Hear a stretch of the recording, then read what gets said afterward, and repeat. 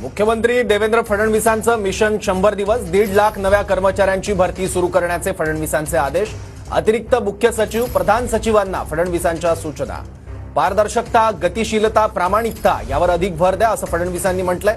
केंद्र सरकारचा पुरेपूर वापर राज्याच्या प्रगतीसाठी करून घ्या असं देवेंद्र फडणवीस यांनी म्हटलंय। 1.5 लाख सरकारी कर्मचाऱ्यांची भरती सुरू करण्याचे फडणवीसांचे आदेश।